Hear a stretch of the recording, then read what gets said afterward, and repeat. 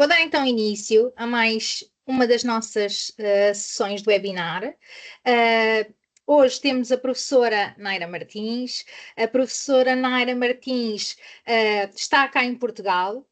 Neste momento estamos a transmitir esta nossa sessão para vários países e mais uma vez é esse o nosso objetivo, é chegar ao máximo de pessoas possíveis e partilhar realmente o conhecimento. A professora Naira é então a professora adjunta no Instituto Politécnico de Coimbra. Se eu disser alguma coisa de errado, Naira, corrija-me. É doutorada em Marketing e Estratégia pela Universidade da Beira Interior e é licenciada em Administração de Empresas pela Pontifícia Universidade sim. Católica de Minas Gerais, no Brasil. Tem vários artigos publicados em revistas indexadas e conferências. E hoje vai estar connosco a falar de marketing estratégico, adaptando-se às constantes mudanças do comportamento do consumidor. Entretanto, quero deixar a informação, como nos outros webinars que nós temos, aos alunos e aos participantes que aqui estiverem e que quiserem obter um certificado de participação, podem preencher o formulário. Nós depois fazemos uma comparação entre as pessoas que preencheram o formulário e aquelas que estão efetivamente aqui no Teams e, assim que possível, fazemos o envio desses certificados de participação nesta conferência e neste webinar.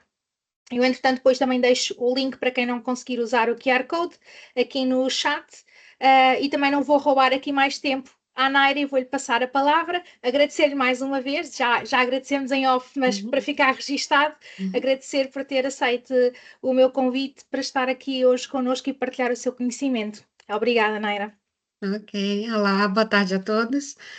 Também começo por agradecer, né, formalmente, agora online, digamos assim, a professora Margarida pelo convite. É com muito gosto que eu aceitei participar dessa iniciativa e também partilho dos inúmeros valores que nós falamos agora há pouco da própria instituição e das alterações da metodologia e da pedagogia de ensino. Então, sem mais delongas, vou aqui partilhar a minha apresentação. Deixa eu ver aqui. Eu acredito que já estão a ver o meu ecrã. Já estamos, sim. Sim? Ok. Bom, Perfeito.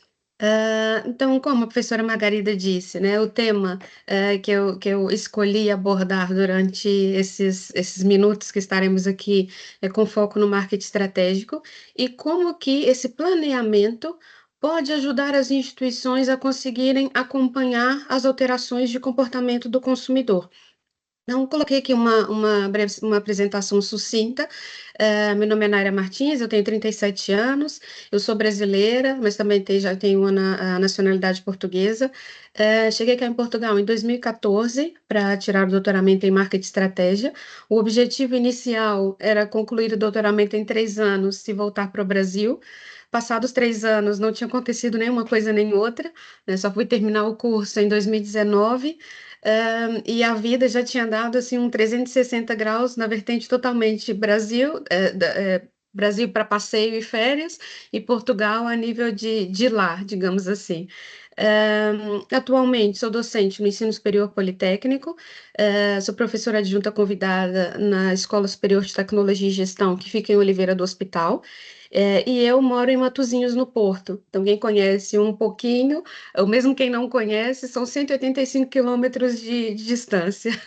Então, apesar de ter esse desafio, né, dessa logística, que nos primeiros anos foi difícil conseguir gerir, atualmente já estou um pouco mais adaptada com essa logística e trabalhar nessa instituição que eu prezo e valorizo muito. E como acredito eu que vocês vão perceber ao longo da minha apresentação, eu sou uma apaixonada pelo marketing. E muitas das vezes o marketing é visto como, de certa forma, um patinho feio, né? E eu sou uma grande defensora porque eu acredito numa versão do marketing relacional, no marketing humanizado, onde, não menosprezando a importância e a necessidade das instituições terem lucro, mas priorizando um relacionamento vantajoso para ambas as partes, não somente com a perspectiva da empresa, mas também os inúmeros benefícios que o cliente, o consumidor tem também na manutenção desse relacionamento. Alguns dos temas que eu vou abordar a nível de planeamento estratégico, o marketing estratégico e a sua orientação para o mercado, a importância de conseguir, hum, de certa forma, alterar alguns comportamentos institucionais para irem ao encontro do que o mercado está a necessitar. Vou passar também alguns pontos sobre o plano de marketing e, para finalizar, vou falar algumas tendências de consumo que também acabam por alterar algumas, ou fazer alterar algumas tarefas dentro das próprias instituições. Então, pergunta, o que que é um planeamento estratégico, né? Porque antes de chegarmos ao marketing, à estratégia que nós conhecemos hoje dentro do ambiente organizacional, né, essa palavra, estratégia, né, vem de um significado que anteriormente era muito mais relacionado à arte do general, à guerra ou estratagema, para que os exércitos conseguissem ser bem-sucedidos, né? Então, como que eu vou conseguir vencer a guerra? Como que eu vou posicionar os meus melhores militares? Quais que vão ser aqueles que vão estar à frente? Então, essas primeiras preocupações a nível de estratégia surgiram no domínio militar. E hoje essas preocupações também estão muito presentes dentro de um domínio empresarial. Então, acabou por ser uma evolução de pensamento de um ambiente mais militar para um ambiente organizacional e empresarial, como nós conhecemos atualmente. Acredito que muitos de vocês conheçam Peter Drucker, né? Ele é conhecido como pai da administração, e ele foi um dos primeiros a mencionar esse termo estratégia relacionado com a gestão como nós conhecemos atualmente. Então, para ele, a estratégia da empresa era conseguir dar resposta a duas grandes perguntas: o que que é o nosso negócio? Né? Para que nós existimos? Qual é a lacuna que nós estamos a preencher numa necessidade ou desejo do cliente? E o que que deveria ser? Porque às vezes acontece um descasamento, uma separação entre aquilo que é o propósito da empresa e o que deveria ser. Às vezes, até mesmo ao longo do caminho, ao longo dos anos, a instituição se perde no meio da sua missão, dos seus valores, da sua visão, e acaba por estar separado daquele propósito que realmente foi a sua constituição. Também existe a necessidade de perceber uma definição dinâmica do caminho para a obtenção do sucesso e pensar que aquela estratégia que funcionava muito bem há 5, 10, 15 anos atrás, atualmente, provavelmente, ela já não vai funcionar tão bem assim. Por inúmeras razões, a própria sociedade alterou, o comportamento do consumidor também alterou, né? E esse tem se alterado de forma cada vez mais rápida, mais acelerada, e isso também faz com que, ao implementar uma estratégia empresarial, o gestor também seja capaz de ter uma visão de longo prazo e de ser flexível. E essa flexibilidade vem justamente dessas oscilações e alterações, tanto do mercado, do consumidor e da sociedade como um todo. Eu também gosto de fazer uma contextualização, de quais seriam funções principais dentro da gestão, e que muitas das vezes as instituições de menor dimensão, os microempreendedores, os autônomos, não têm muito bem definidas essas funções e acabam por se perder ao longo do caminho, né? Então, uma definição abrangente de gestão, então, processo de conseguir resultados, e ali resultados podem ser bens tangíveis ou serviços, né? Porque o marketing estratégico, obviamente, é amplo e considera produtos, né, uma linha de produção, mas também considera serviços que são prestados à própria sociedade, educação, psicologia, transporte, etc. Então, processo de conseguir resultados com o esforço de todos. Então, se ali eu nessa definição coloquei esforço de todos, não basta apenas o líder, o gestor, o responsável por aquela equipa ter essas definições em mente, os seus propósitos e as suas responsabilidades em mente. Também é necessário que essa informação passe por todos os níveis hierárquicos da empresa, né? Desde a cúpula, o nível mais estratégico, o nível intermediário e também o nível operacional.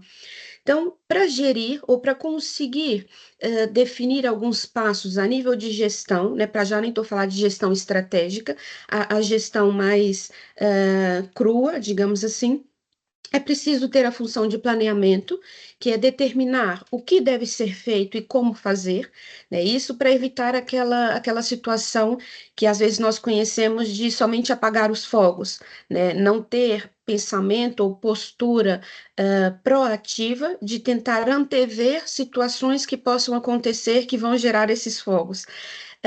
Organização, conseguir estabelecer relações formais entre todas as pessoas e os recursos, né, os inúmeros intervenientes que se relacionam com a empresa, recursos financeiros, recursos materiais, recursos humanos, a própria direção, né, de determinar ou influenciar o comportamento dos outros, né, de não ser uma direção sem ordem, mas que existe um ordenamento daquilo que precisa ser feito, das responsabilidades que cada pessoa tem, das limitações, eventualmente, que os próprios recursos possam ter em algumas instituições, e a quarta função, que talvez seria a mais, ou uma das mais relevantes, é o controlo. É o processo de comparar aquele desempenho que foi previamente pensado ou estabelecido com o que realmente a instituição conseguiu alcançar e confrontar, né? E, eventualmente, se necessário, implementar ações corretivas. Claro que nós sabemos que no dia a dia todas essas funções acontecem em simultâneo, não existe aquela perspectiva de o gestor chegar na empresa e falar, hoje eu só vou planear, ou hoje eu só vou dirigir, né? Todas essas funções acontecem quase que tudo ao mesmo tempo e agora, né? E isso também pode acrescer o nível de responsabilidade e comprometimento desse indivíduo que está à frente de uma equipa, para conseguir gerir todas essas funções em simultâneo. Mas isso é extremamente crucial para que todo o resto, né, toda a estratégia que for ser definida a seguir, consiga ser alcançada no seu máximo potencial. Pegando agora a perspectiva de estratégia, nós já vimos que foi uma evolução do tema da parte militar para um ambiente mais organizacional e que isso está diretamente relacionado com a função de gerir uma instituição. Então, a estratégia vai se relacionar com a direção de longo prazo de uma empresa, né? Isso nós tivemos a falar dos níveis hierárquicos. O nível estratégico, né, o nível mais elevado, precisa considerar a instituição como um todo, precisa perceber qual é o impacto que aquela empresa, né, vai ter na sociedade, no local onde ela está inserida, a médio e longo prazo. Né? A curto prazo existe o marketing operacional, que daqui a pouco eu já vou abordar também um pouco sobre. A estratégia também relaciona-se com a tentativa de obter vantagem competitiva sobre a concorrência. Então, vou definir formas ou pensar estratégias, pensar táticas, de modo a que eu tenha algum diferencial sobre as outras empresas que também vão disponibilizar produtos e serviços para os meus clientes. Também se relaciona com a gama de atividades da organização, né? Voltando ao que eu disse agora há pouco, de saber quais são os meus princípios, quais são os valores da minha empresa, para que eu existo, né? Isso precisa estar diretamente relacionado. Também pode implicar mudanças consideráveis nos recursos. Muitas das vezes, os gestores acabam por até traçar um plano de marketing e não o operacionalizam, por verem que é necessário mexer, mudar, né? Alterar aquilo que se fazia e que atualmente já pode não surtir o mesmo efeito. Então, também definir estratégia constantemente, né? Manter um controle constante da estratégia, faz com que essas mudanças existam de forma organizada. Afeta as decisões operacionais, né? Partindo do pressuposto de que a parte estratégica é aquilo que vai definir a visão da empresa há 5, 10 anos, e a parte operacional é o que fazer no dia a dia para que esse objetivo de longo prazo seja alcançado. Então, também precisa estar em sintonia e ser coerente a atividade operacional da parte estratégica. E é afetada pelo ambiente, pelos recursos que estão disponíveis, por valores e especialmente pelas expectativas de todos os stakeholders, né? E stakeholders nós definimos como todos os intervenientes que se relacionam direta ou indiretamente com a empresa. Podem ser os funcionários, fornecedores, os clientes, governos, parceiros estratégicos, concorrentes, todos esses eu costumo identificar como se existisse uma engrenagem que fossem peças de todo o mercado e que se relacionam entre si. Sabendo dessa necessidade de definir as estratégias, né, mas por que que elas falham? Né? E como o marketing não é uma ciência exata, né, na matemática, um mais um sempre vai ser igual a dois. No marketing, não é pelo fato de eu ter definido uma estratégia com boas fontes de informação, com uma equipa muito bem capacitada, que eu tenho 100% de garantia de que aquela estratégia vai funcionar. Né? Existem inúmeros fatores internos e externos à organização que podem fazer com que essa estratégia falhe. Ah, Primeiro, e a mais óbvia, e podem até perguntar, mas Naira, a estratégia funciona porque não existe. Sim, né? Muitas empresas, infelizmente, nós perguntamos qual é a sua estratégia, nem preciso falar de longo prazo, que talvez já vai ser mais difícil. Qual é a estratégia de curto prazo, para daqui 3, 6 meses? Olha, eu não sei, eu abro a loja da minha porta, abro a porta da minha loja, melhor dizendo, e começo a trabalhar e vou fazendo as coisas à medida que surgem. Né? Então, o simples fato de não ter uma estratégia vai fazer com que qualquer perspectiva de sucesso tenha grande chance de falhar. Ou as estratégias até existem, mas apenas no papel. Né? Quando vê que precisa implementar mudanças, que precisa alterar o modo de trabalhar, que isso vai gerar ou precisa de existir um esforço acrescido, muitas pessoas podem desistir e falar: não, isso aqui dá muito trabalho, eu faço o ano que vem, e o ano que vem nunca chega. Passa um ano, passa dois, e etc. Existem, mas não foram comunicadas à organização, apenas ficaram nos níveis hierárquicos mais acima, né? E uma vertente importante desse aspecto é manter uma comunicação integrada, em todos os níveis, né? Claro que a linguagem precisa ser adaptada a todos os ouvintes, mas a mensagem precisa passar por todos, né? E às vezes algumas mensagens, de forma até incorreta na minha perspectiva, consideradas privilegiadas, não são transversais a todos, e isso também pode comprometer o êxito das estratégias.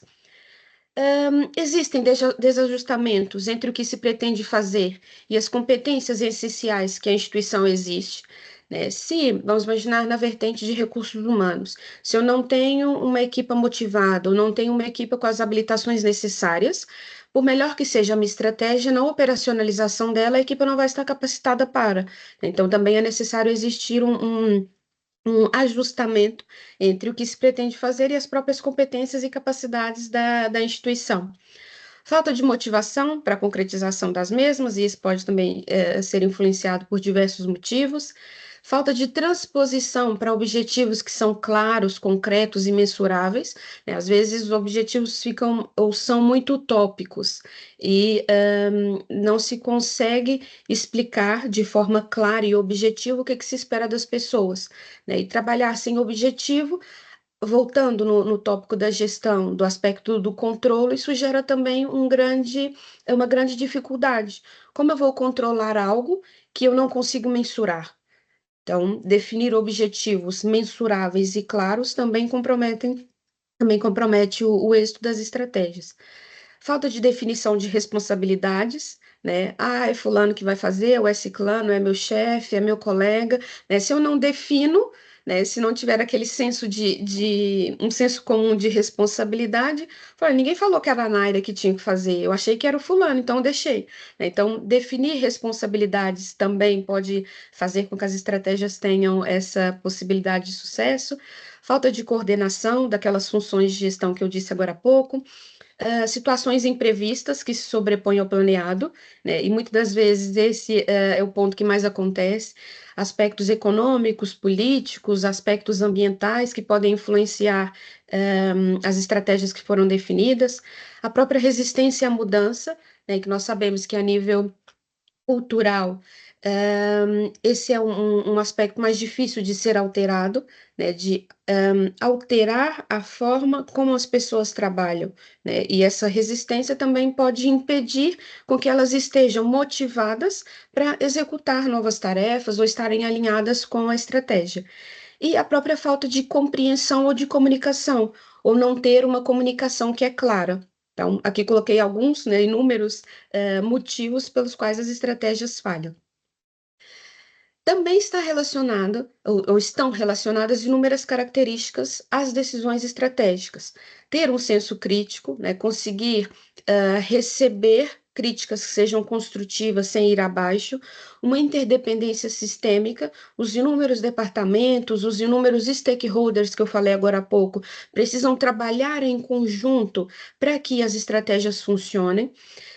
A incerteza, né, não é uma ciência exata, por melhor que seja o planeamento, nós, da área do marketing, não temos uma bola de cristal para indicar que aquela estratégia vai ter 100% de êxito, né? Claro que quanto melhor o planeamento, maior é a chance, mas não é garantia.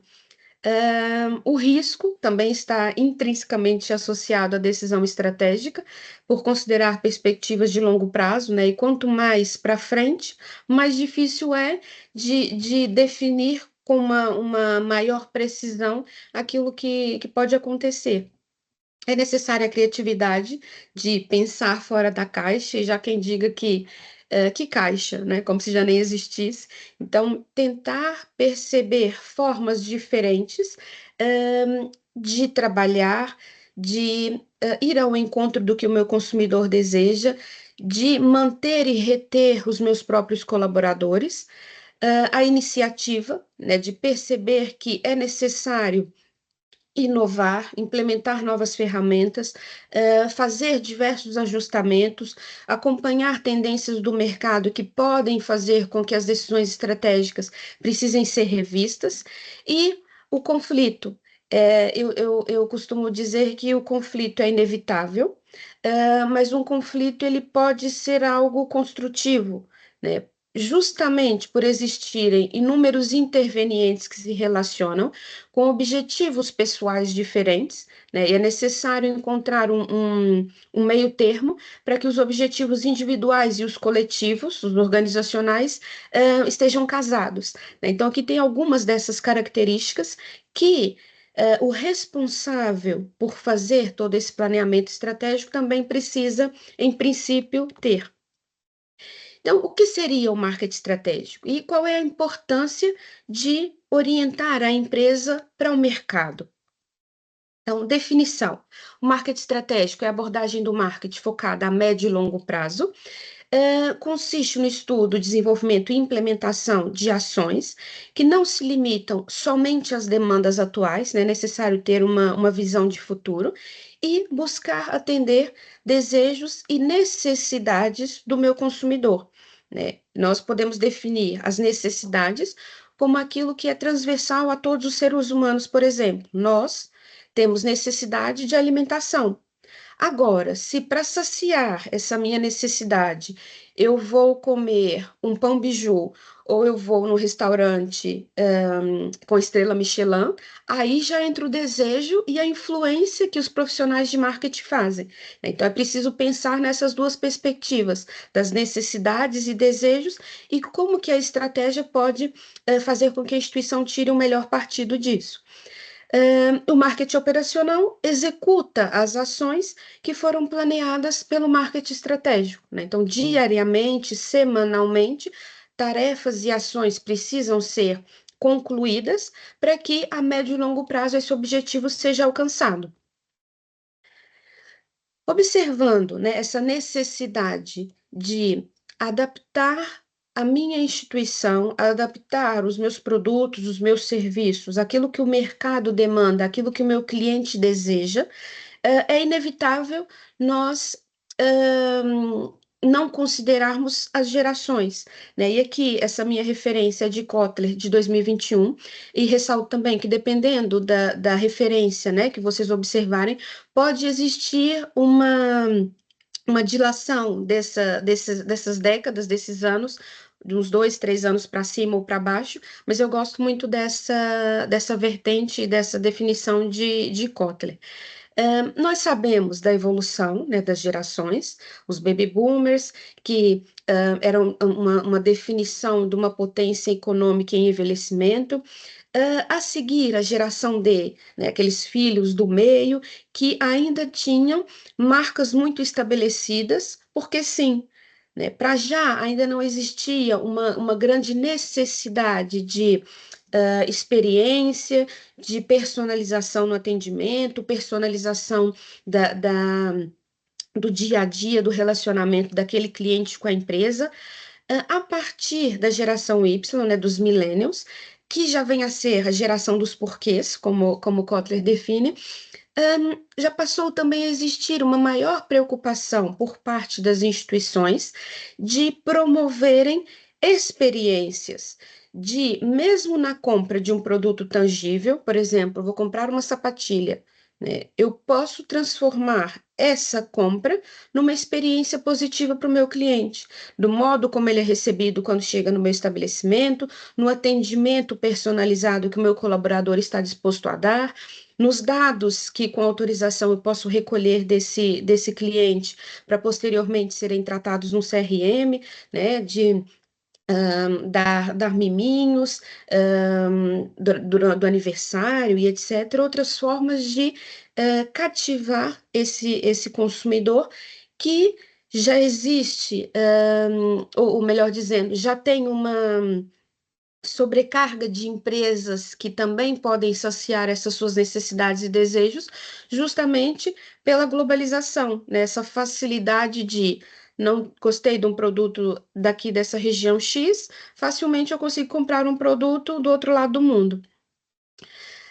A geração Z, né, os primeiros nativos digitais, que já nasceram nesse ambiente online, né, digamos assim, e a geração alfa, dos filhos dos millennials, que já tem uma prioridade das experiências em relação àquilo que é tangível ou acumular de bens, digamos assim. Então, em função dessa alteração da sociedade, os próprios gestores, os profissionais de marketing também precisaram adaptar a sua forma de trabalhar, a sua forma de abordar o consumidor, porque se não for assim, aquele que pensa dessa forma, que tem essa iniciativa ou essa visão de futuro, acaba por ter uma vantagem competitiva em relação à minha instituição.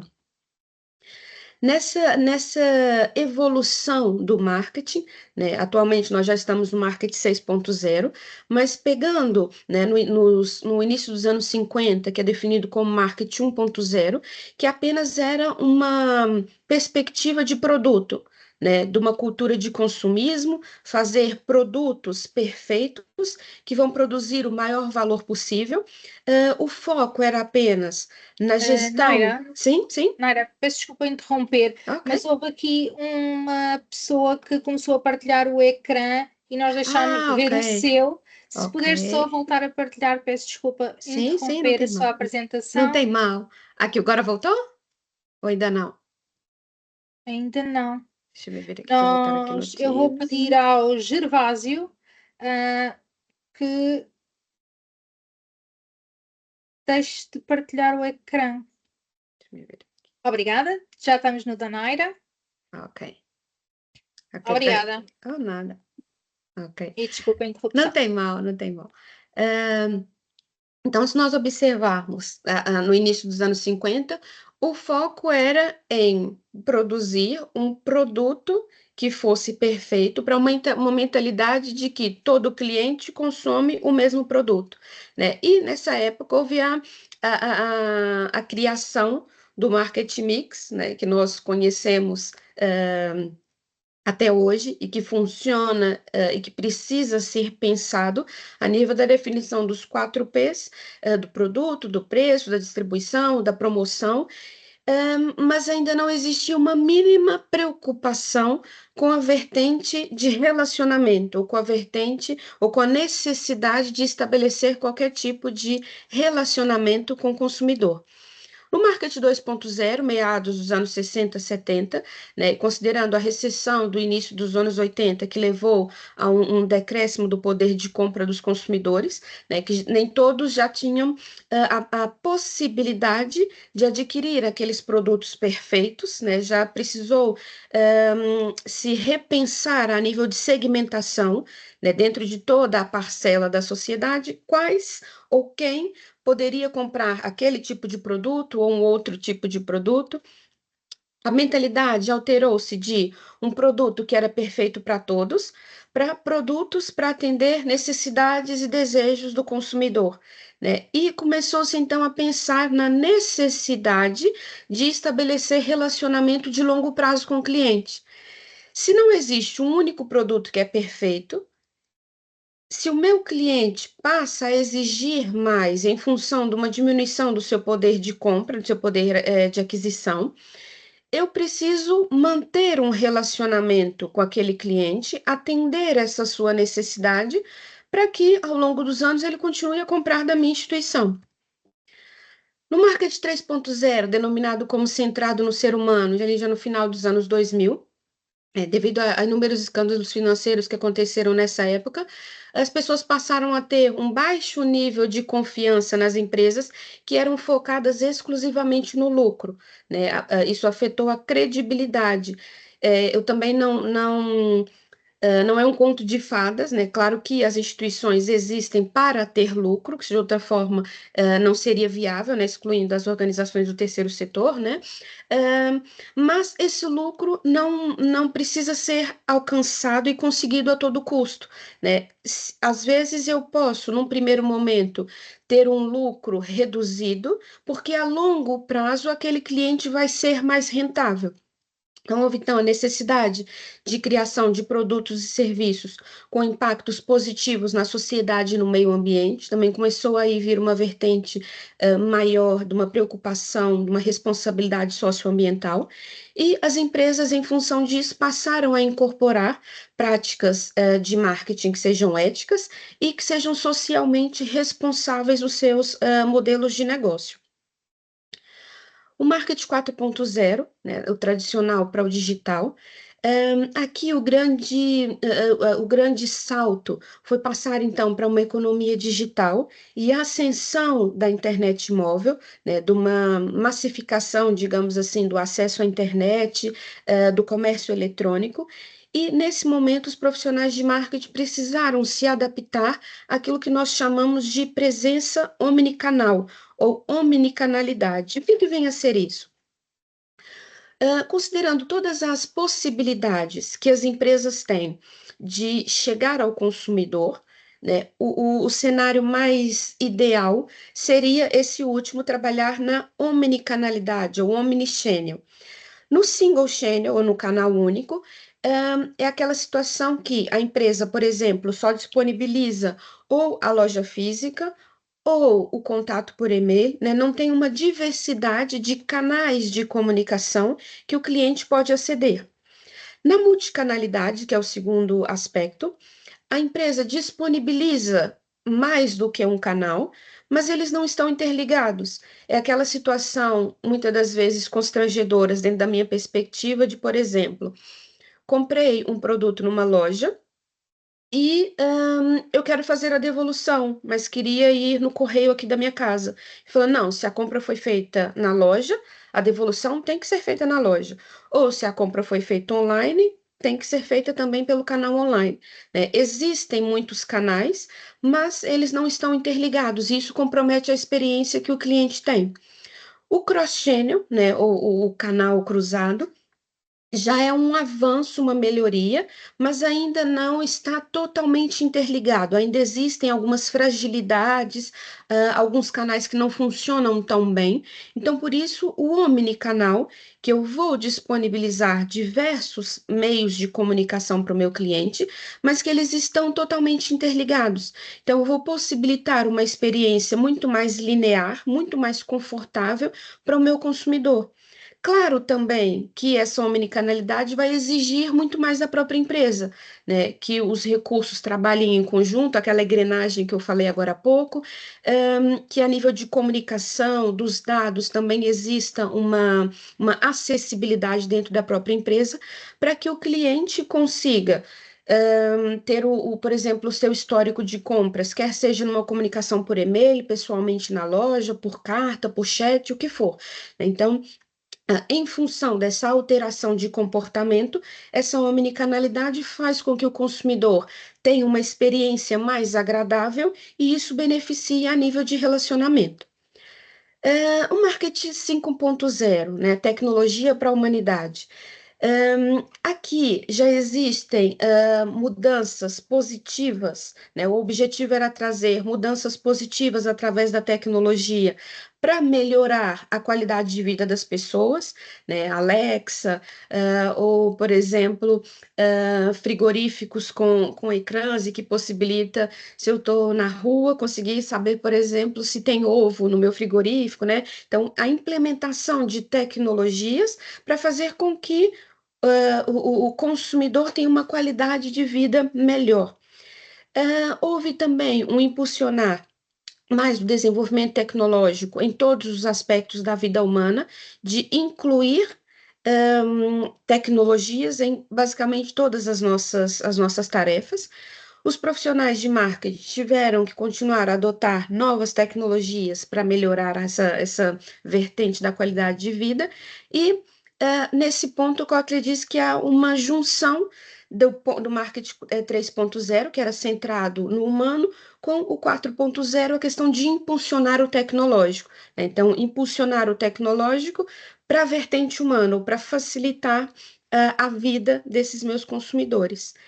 E no ano passado, Kotler lançou o livro Marketing 6.0, O Futuro é Imersivo, né, que por essa evolução é o período que nós estamos a viver e a passar atualmente, com uma extrema utilização da tecnologia, da inteligência artificial, para atender necessidades e desejos dos clientes, dos consumidores, utilizar essa tecnologia para uma ultra personalização na experiência do cliente, né? E quando eu falo de personalização, já não basta mandar um e-mail para o cliente e colocar o nome dele, ao invés de falar, por exemplo, caro consumidor, colocar cara Naira, né? Isso já não é suficiente atualmente quando nós falamos de personalização, né? É necessário ir mais além. O consumidor exige isso pela enorme facilidade que ele tem e acessibilidade para outros mercados, outros produtos, outras empresas. Também Kotler disse que os profissionais de marketing estão na era do metamarketing, né? Muitas empresas acabam também por utilizar o metaverso, né? De forma a ter uma quase que abraçar esse consumidor de todas as formas, né? E possibilitar uma experiência no mundo real, digamos assim, e também no metaverso. E é crucial utilizar ferramentas para integrar a evolução da tecnologia e do modelo de negócio com as constantes mudanças no comportamento do consumidor. Então, é inevitável utilizar tecnologias e também não utilizá-las apenas porque sim, mas utilizá-las numa vertente estratégica para possibilitar uma melhor experiência para o meu consumidor, para possibilitar que esse consumidor fale e gere um passa-palavra positivo, porque isso vai trazer benefícios para a empresa, essa publicidade gratuita, né? Nós sabemos que é muito mais convincente quando um utilizador, um cliente, fala bem da empresa, do que quando é a própria empresa a falar bem de si própria. Então, é crucial implementar todas essas ferramentas. E agora, qual que é a importância do plano de marketing, né? De definir plano, definir uma meta, considerando todas essas características de estratégia, de decisões estratégicas que eu mencionei agora há pouco. Primeiro, porque a própria coerência e a articulação das diferentes políticas da empresa são responsáveis pelo sucesso ou insucesso da mesma.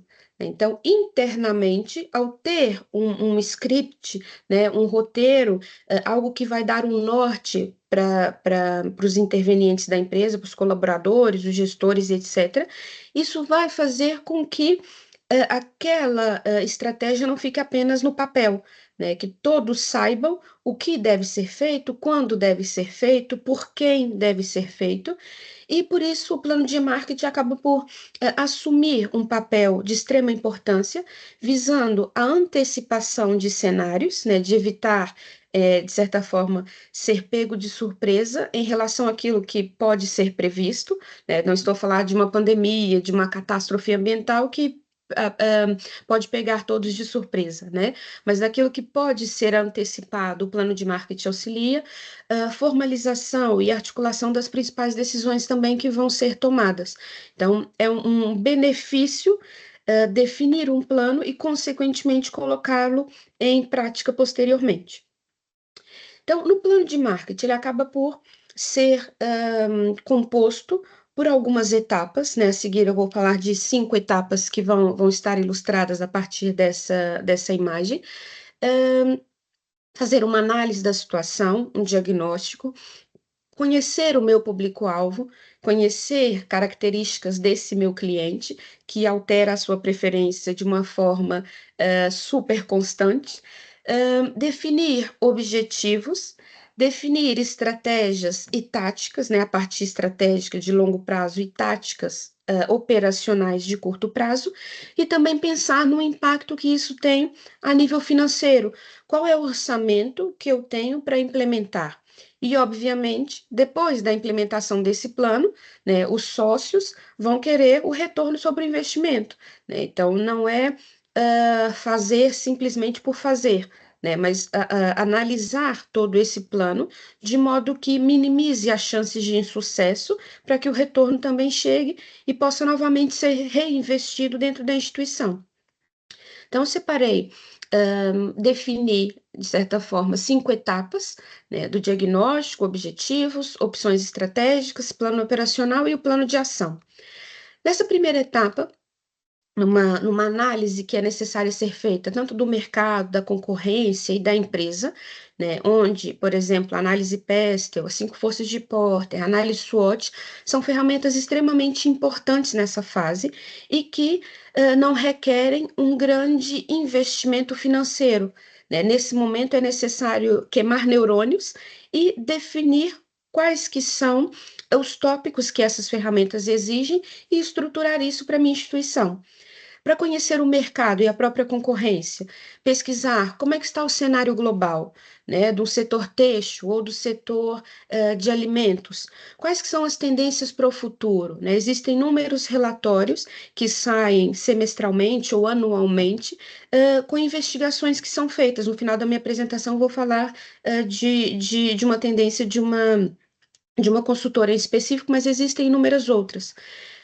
Observar os riscos associados a isso, né, e podem ser riscos financeiros, riscos econômicos, né, vimos hoje ou ontem, se não me engano, que o Banco Central reduziu as taxas de juros, também isso pode ser benéfico ou não, dependendo do setor onde a empresa atua, né. Então, esse diagnóstico acaba por fazer com que o responsável esteja constantemente em busca de informações, atento àquilo que acontece no mercado, para que consiga definir esse plano da melhor forma possível. E também observar aqueles que são os meus concorrentes diretos e indiretos. Com foco na empresa, né, de certa forma, olhar para dentro da própria instituição. Como está a contextualização da empresa, né? O que que ela faz? O ano de fundação. Será que nós estamos a trabalhar com uma metodologia antiga? Será que nós precisamos atualizar o nosso processo interno, melhorar a nossa parte fabril, melhorar alguns aspectos de recursos humanos, né? Porque todas as mudanças que acontecem na sociedade impactam também diretamente dentro da empresa. Os colaboradores que lá estão são seres humanos, né, que têm características particulares e que também precisam ser percebidas e consideradas. Eventuais estratégias de internacionalização que as empresas podem ter, né, oportunidades de negócio, parceiros estratégicos de negócio, para atuar em determinados mercados onde a empresa pode ainda não ter uma grande influência ou uma grande presença. Refletir sobre setores de atuação. Será que ainda vale a pena atuar nesse mercado? Ou será que no nosso portfólio de produtos, todos esses produtos ainda são viáveis? Ou seria melhor refletir para exclusão ou adaptação de algum desses produtos? E, por fim, considerar as personas, né, que eu vou falar mais adiante o que isso significa.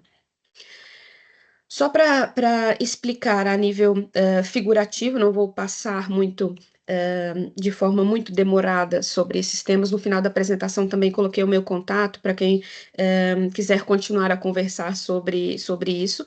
Né? Como eu disse agora há pouco, a análise SWOT, eu vou considerar fatores internos e externos, a força e a fraqueza da instituição e oportunidades e ameaças do ambiente externo.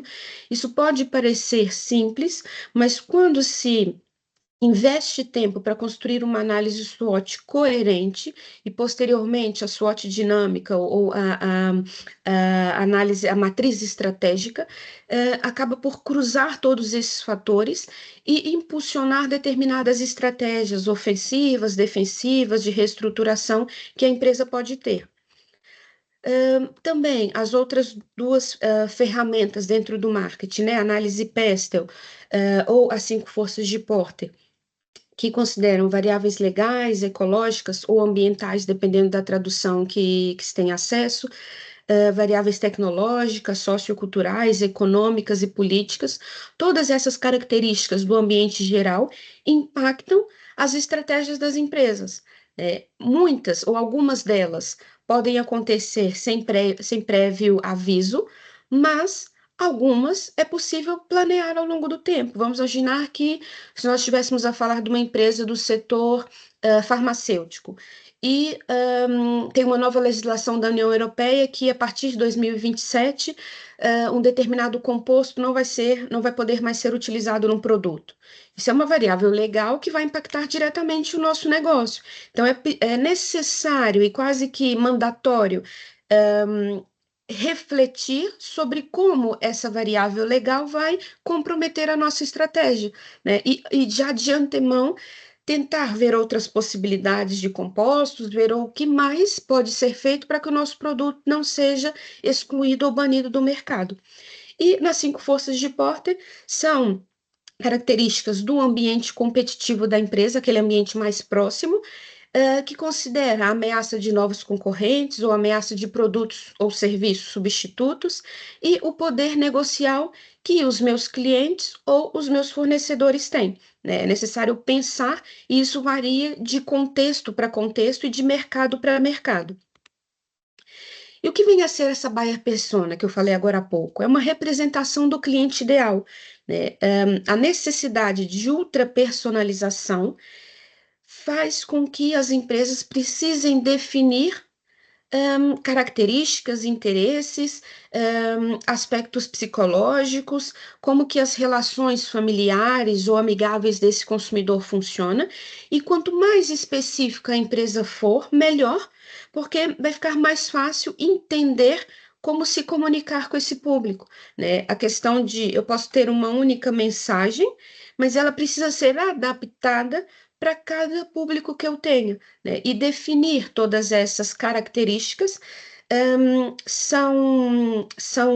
isso acaba por ser mais fácil quando eu tenho, por exemplo, softwares de relacionamento com o consumidor, onde eu consigo ter essas informações e criar qual que seria um tipo ideal de consumidor para o meu produto ou meu serviço em função dessa construção.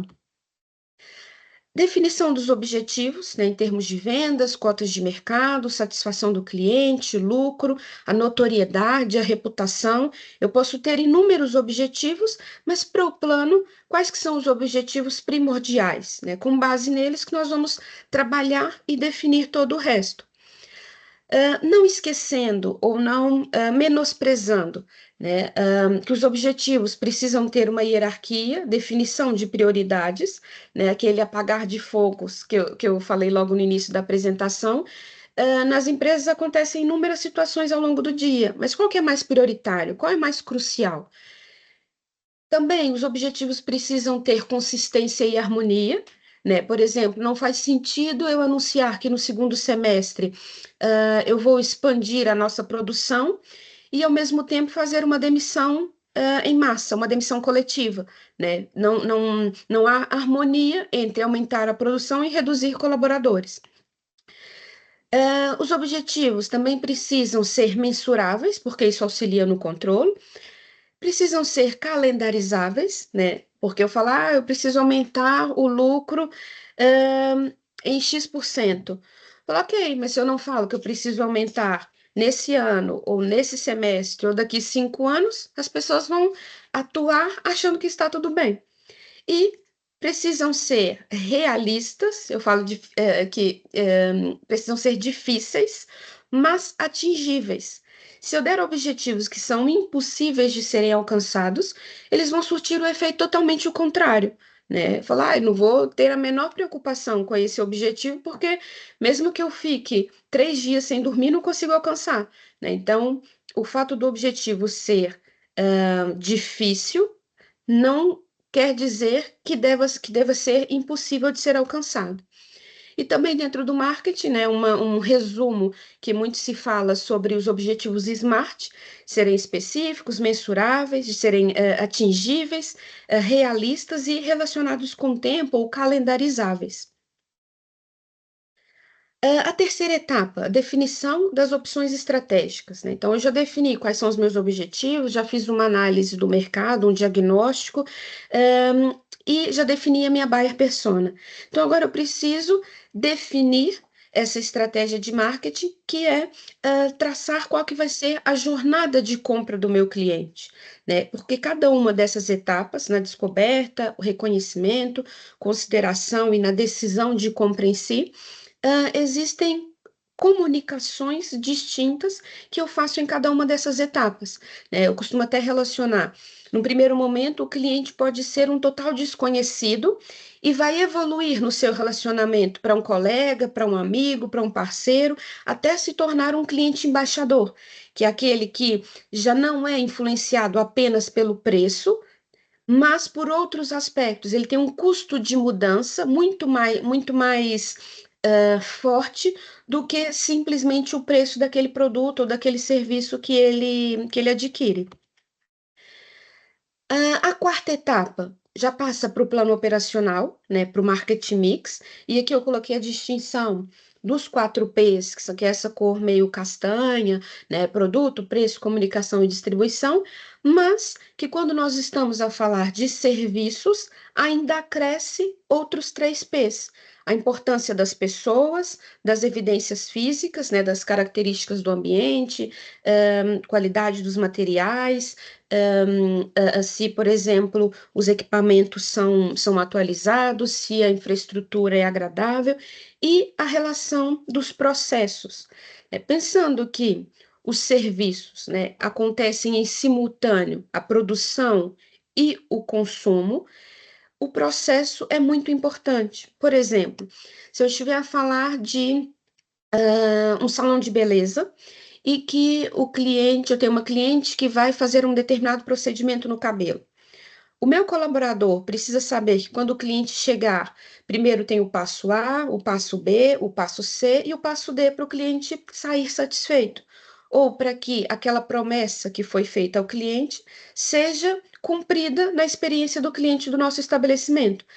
E isso também auxilia para que, eventualmente, vamos imaginar que esse colaborador não está na empresa hoje por um motivo, um outro colaborador tem a noção de quais são os processos a serem seguidos para que o serviço seja prestado de uma forma mais equitativa possível. Então, na parte operacional, essa definição, né, desses 4 ou 7 P's, dependendo de onde a empresa atua. E o ponto 5, que é o plano de ação, né? Uma definição clara do plano a ser feito, né? O que precisa ser feito, né? Com base nos objetivos que foram definidos. Quando que isso vai ser feito? Qual é a calendarização? Né? A tarefa A precisa estar concluída antes da tarefa B começar, né? Então, é preciso definir um calendário. Quem vai fazer? é o departamento de marketing, é o gestor de produto, é o RH, é o financeiro, né, o departamento de comunicação. Quem está responsável por essa tarefa? Quanto isso vai custar? Né? Porque eu disse agora há pouco, tudo é muito bonito, eu prezo muito a parte de relacionamento, mas o lucro também é importantíssimo. E qual que é o resultado projetado, né? O que que se espera alcançar? O que que se projeta conseguir através desse plano de marketing? E, por fim, o controle final, que não necessariamente vai acontecer só no final do plano, mas que é esperado que aconteça ao final de cada fase, porque é muito mais fácil conseguir remediar, fazer alterações ao longo do processo, do que depois de já ter passado meses, voltar para retroceder, né? E esse controle é extremamente importante a nível de feedbacks constantes, né? De implementar uma cultura de feedback nas instituições, para que quem está lá saiba o que está a fazer de bom, o que precisa ser melhorado, quais eventuais ações corretivas precisam ser implementadas para fazer com que esse fluxo seja o mais positivo possível. E aqui agora eu coloquei algumas tendências da estatista, né? Como eu disse no início da minha apresentação, existem inúmeras consultoras que fazem análise de mercado e que demonstram tendências do consumidor, mas essas quatro, na minha perspectiva, vão muito ao encontro desse nosso momento, né? Dessa nossa conversa, que acredito que daqui a pouco nós vamos abrir para perguntas e etc. Pensando no reflexo da estratégia, da gestão, do marketing estratégico, de observar o comportamento e a alteração que a sociedade passa, essas perspectivas para esse ano também influenciam a postura do gestor e o modo de implementar cada uma dessas ações.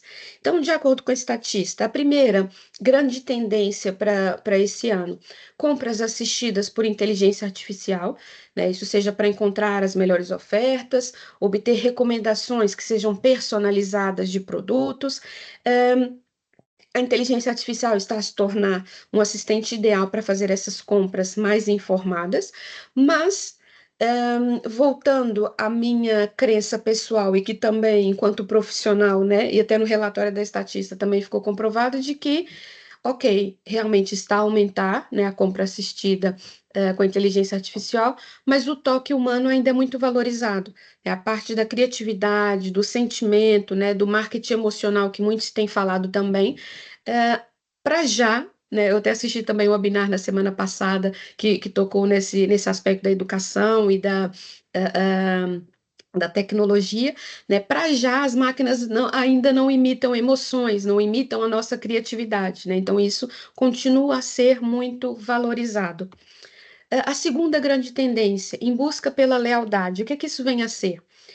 Utilizar programas de fidelização não somente para crescer e atrair mais consumidores, mas especialmente para manter e reter os meus consumidores atuais, né? Existem estudos que indicam que manter um cliente custa até 5 vezes menos do que atrair um novo cliente.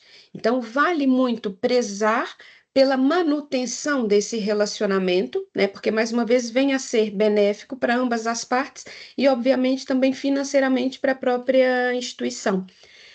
Os consumidores procuram cada vez mais marcas que ofereçam um valor adicional para além do preço, né? Como cashbacks, descontos e outras ofertas, fazendo dos programas de fidelização um fator chave nas decisões de compra. E é engraçado que nesse relatório da estatista, eles destacam dois contextos distintos, né? 51% dos americanos preferem recompensas em dinheiro e 55% dos alemães preferem os cupons de desconto. Então, dependendo, mais uma vez, do mercado, do comportamento do meu consumidor, eu preciso adaptar aquela estratégia que vai surtir mais efeito. A terceira grande tendência, imunidade aos influenciadores, né? Claro, eu sei que existem inúmeros influenciadores com milhares e milhares de seguidores, mas eles estão a ser considerados cada vez mais como menos confiáveis. por justamente irem apenas pelo aspecto da empresa que paga mais, né? Hoje, esse produto para a pele, por exemplo, da marca Y é o excelente. Amanhã, se a empresa X paga mais, o da empresa X que é o melhor, né? Então, essa oscilação de postura dos influenciadores também está a fazer com que muitos consumidores estejam reticentes à veracidade daquele conteúdo, né? Essa crescente desconfiança também pode afetar os canais de venda, com a relutância do consumidor em relação a campanhas que são lideradas por esses influenciadores. E, embora os influenciadores ainda tenham uma influência muito grande sobre a geração Z, né, que eu falei agora há pouco, as marcas talvez precisem repensar as suas estratégias para criar uma confiança e um engajamento a longo prazo. Né? Aquilo que está a funcionar hoje para essa geração, se calhar daqui a pouco tempo já não vai funcionar tão bem. E a quarta grande tendência, um bem-estar omnidirecional, né? De pensar em todas as perspectivas daquele ser humano que é o meu cliente, que ele também passa a ter uma preocupação, uma consideração acrescida em relação, por exemplo, às suas metas de saúde, ou até mesmo para produtos de rotina, né? Produtos para saúde intestinal ou produtos de beleza, já passo a ter uma exigência maior desse indivíduo por ingredientes naturais, por uma maior transparência, opções que sejam mais saudáveis, né? Então, os consumidores querem saber como que esses produtos afetam o seu bem-estar geral, impulsionando uma mudança mais ampla em direção ao seu bem-estar holístico, né? Enquanto um ser humano, não somente profissional, não somente um consumidor, um pai de família, mas um ser humano 360 graus, e que isso vai se refletir diretamente também no seu comportamento de compra. Aqui, a bibliografia geral que eu utilizei, e agradeço a atenção de todos. Coloquei aqui o meu LinkedIn, o QR Code também direciona para a minha página no LinkedIn. Vai ser um gosto adicionar todos vocês para continuar a partilhar conhecimento. E aqui também coloquei o meu e-mail pessoal para quem tiver mais interesse sobre essa temática e para continuarmos a debater essas ideias. Então, mais uma vez, muito obrigada pela atenção de vocês, e vou interromper aqui a minha partilha, e creio que já interrompi. Professora Naira, muito obrigada pela sua disponibilidade mais uma vez. Sim, agora eu ia questionar se alguém tem perguntas a fazer, alguma dúvida que queira tirar com a professora Naira. Fico muito feliz de hoje termos bastantes participantes. Gostava muito que eles pudessem realmente interagir e fazer questões.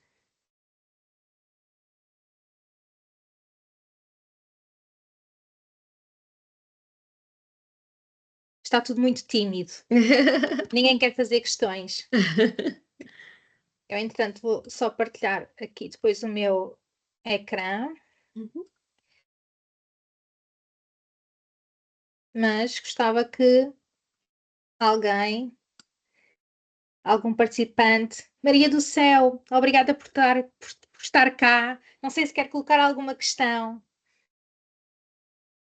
A Dulcineia também agradecer, também esteve cá na nossa última sessão. Ao Feliciano também, que veio. Ao Helder. Não sei se não querem colocar questões. Mas se calhar a Maria do Céu está sem som, não sei se está a falar conosco. Pois a Não Maria sei do se Céu tem o consigo ouvir. microfone desligado. Mas sim, Ivo, força. Conseguem ouvir-me? Sim, sim. Perfeitamente. Boa noite, bom dia. Dependendo do fuso horário que vocês estejam. Aqui em Moçambique já é noite. Quase para dizer que são 8 horas da noite. Mas, bem, não sei se conseguem ouvir. Sim, Estamos a ouvir consigo. perfeitamente, Ivo. Alô? Ivo, nós estamos a Alô? ouvir perfeitamente. Eu acho que o Ivo é que não nos está a ouvir a nós. Se calhar.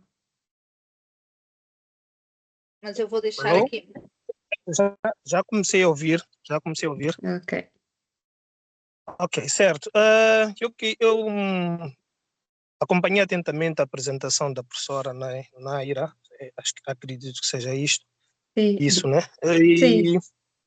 E a apresentação foi bastante boa, exaustiva e, sobretudo, muito, muito pedagógica, e deu mesmo para fazer uma introspeção novamente aos conceitos de marketing, sobretudo marketing, este marketing de experiência, aquela evolução histórica que é bastante interessante e faz muito bem acompanhar estes conteúdos.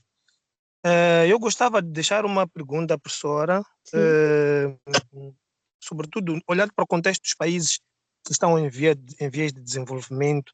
Uhum, Quando olhamos para esta visão do Kotler, do marketing 6.0, aquela uhum, imersão, aquele avanço, aquele acompanhamento que as sociedades vão tendo uhum, em conformidade com a inteligência artificial. Então, olhando para os países da periferia, como Moçambique, que estão em vias de desenvolvimento, até que uhum, ponto é que o marketing digital pode agregar valor a estas economias emergentes, tendo em conta que o fator pobreza é um fator bastante pertinente e ainda é um uhum, desafio muito grande para os países que estão ainda em vez de desenvolvimento, não deixando de lado a importância do marketing de experiência, o marketing uhum. digital, etc. Mas eu gostava de perceber até que ponto é que este marketing pode salvar países como Moçambique que estão em vias de desenvolvimento. Esta é a Uhum. questão primária que eu tenho, é a única questão que tenho a dar. Professora, dar meus parabéns pela apresentação, foi muito boa, muito canimambo, como dizemos aqui, obrigado. Uhum. Ok, muito obrigada, Ivo, pelas palavras. Entendo perfeitamente o contexto que está a falar, porque eu também estou cá em Portugal há 10 anos, mas também sou do Brasil, né? Então conheço as dificuldades em muitas regiões, a questão da periferia, dificuldade no acesso à informação, ou quando a informação é muito polarizada.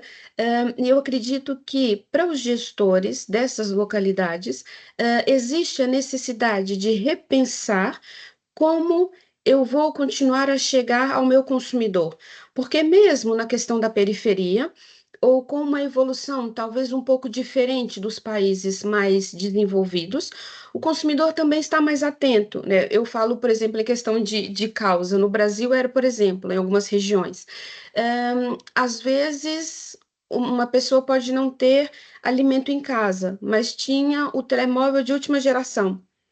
Ou, às vezes, passava alguma dificuldade em casa por algum motivo, mas tinha acesso às redes sociais. Então, consumir também conteúdos, né, digitais também fazem com que esse consumidor, às vezes menos favorecido, né, o mais desfavorecido, também veja o seu comportamento a ser alterado. Claro que isso não vai acontecer na mesma velocidade que os países desenvolvidos, onde, em princípio, a informação, o acesso a essas tecnologias é muito maior, mas é necessário repensar. E eu não considero o marketing 6.0 como algo exclusivo. Agora é só isso que funciona. Em alguns contextos, isso pode ser verdade, mas para outros contextos, ainda o básico, né, voltando naquele marketing 3.0, centrado no ser humano, ou até o 4.0, onde começa a implementar algumas estratégias com vertente tecnológica mais presente, eles podem fazer mais sentido ou terem ou trazerem um retorno maior do que uma implementação de algo que foge àquela realidade ou daquele contexto. Então, essa evolução de certa forma, Kotlin é uma padronização, né, a nível mundial, mas em cada contexto é necessário identificar quais são as particularidades que funcionam melhor para aquele contexto. E às vezes ou na escola ou no meu comércio eu não tenho condição de implementar uma atividade com realidade aumentada, por exemplo, mas eu posso utilizar, por exemplo, alguma daquelas tendências que eu disse logo no final de cashbacks, de descontos, de forma a conseguir reter esse consumidor, criar relacionamento e quando, e se possível, implementar tecnologias que sejam mais avançadas. Eu não acredito que elas sejam cruciais para todos os tipos de relacionamentos em todos os contextos, mas é algo que precisa ser implementado gradualmente, à medida do possível, à medida das próprias condições das empresas e do mercado onde elas atuam. Não sei se respondi a sua questão. Sim, sim, sim, respondeu. Obrigada, professora. Obrigada, E eu. talvez queria dar também mais uma ênfase, não responder, não querendo responder a questão, já foi, já é satisfatória, mas é na perspectiva em que países assim como Moçambique Uhum, ainda enfrentam este desafio de acesso à internet, de uhum, acesso à comunicação, como a professora já bem referenciou, uhum. e talvez seja melhor mesmo que se sigam em etapas, Sim, porque eh, ir para o marketing 6.0 sem ter uma mais atenção base não ao funciona, 3.0 sim. que dá mais ênfase ao ser humano, seria se calhar correr para a frente, não sei qual é a expressão que se diz, Colocar o carro à frente dos bois. como é que é? Colocar o carro à Eh, frente dos bois, se calhar. Carroça à frente dos bois, Isso. yeah, por aí. Sim, sim. Então, mas toda a evolução de qualquer ramo, de qualquer ferramenta no mundo é Uhum. importante porque demonstra um determinado crescimento Sim, gradual. sim, sim. E, e Moçambique precisa também crescer gradualmente, Sim, sim. mas enfrentamos também esta questão que é a questão do acesso à internet, do acesso à Uhum, comunicação, das plataformas digitais para uhum. que as empresas precisam de mais difundir para alcançar de mais clientes. E a pobreza também constitui um elemento de entrave para fazer Sim, desenvolver estas políticas de marketing no mundo. sim, E sim, Moçambique sim. enfrenta esta situação. As pessoas têm dificuldades mínimas, que é ter Uhum. internet, que é ter um telemóvel com acesso à internet. E, e eu acho que devo concordar com a professora que é preciso, se calhar, ir gradualmente afetando, atingindo outros elementos que sejam importantes, cruciais, Uhum. para poder alcançar os objetivos desejados, que é um deles é eu ter o marketing 6.0. Sim, sim, e pensar que todas essas evoluções ou as mudanças que aconteceram ao longo do marketing, quando são muito disruptivas, não quer dizer que em todos os contextos elas vão ser implementadas dessa forma, né? Às vezes mais vale implementar mudanças incrementais, né? O passo a passo, o pouco no dia a dia, e isso vai trazer mais retorno e dentro das possibilidades daquele contexto do que chegar lá com a tecnologia XPTO, sendo que nem o básico é possível ser feito.